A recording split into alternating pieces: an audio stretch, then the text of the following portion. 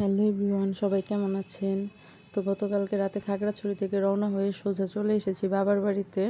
শ্বশুর বাড়িতে যাওয়ারই কথা ছিল, কিন্তু পরে আর যাইনি, একটু দরকার ছিল, এই জন্য বাবার বাড়িতে চলে এসেছি। তো এই তো বিকেলে বের হয়েছি একটু সুষমার বাবাকে নিয়ে ঘুরতে।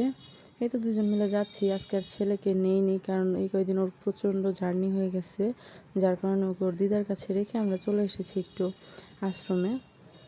এই তো এখন যাচ্ছি। এখানে বিকেল হলে অনেক মানুষ ঘোরাঘুরি করে, হাঁটাহাঁটি করে, মানে এক্সারসাইজ করে আর কি। তো সবাই হাঁটছিল। তো এখানে প্রতিদিনই প্রায় কম বেশি মানুষ হয়।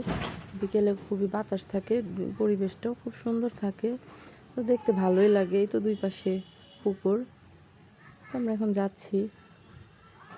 গতকালকে রাতের বৃষ্টিতে এখানে জল জমে গেছে, তো ওইদিকে ছেলেরা মাঠে খেলাধুলা করছিল। আর এই তো আমরা যাচ্ছি ওইদিকে, মন্দিরে যাব, একটু মন্দিরে ঠাকুর প্রণাম করে বাসায় চলে যাব আর কি। এইদিকে ছেলেকেও রেখে এসেছি, ও বেশিক্ষণ থাকবে না, আবার কান্নাকাটি করবে। আর বেরোনোর সময় তো ওকে দেখে আসিনি, ও ছিল ওর দিদার সাথে ছাদে। ওই ফাঁকে আমরা বের হয়ে চলে এসেছিলাম। এই তো এটা হচ্ছে ব্রহ্মা মন্দির। এখানে একটু বসলাম, এখানে বসে বসে বাইরের পরিবেশটা দেখছিলাম, আর হচ্ছে বাচ্চারা যে খেলা করছিল ওইটাই দেখছিলাম। তো দেখতে ভালোই লাগছিল। তো এই তো এখন উঠে চলে যাব। এখানে হচ্ছে শনির মন্দির আর মহাদেবের শিব মন্দিরও ছিল, দুর্গা মন্দির, সব ধরনের মন্দিরই আছে। তো এই তো বাসায় চলে এসেছি। বাসায় এসে দেখি মা এদিকে ডায়াবেটিস মাপাচ্ছিল, আর এদিকে আমার বড় ভাইস্তা মানে ভাইয়ের ছেলে বসেছিল আর কি, ঠাম্মার সাথে বসে বসে খেলা করছিল।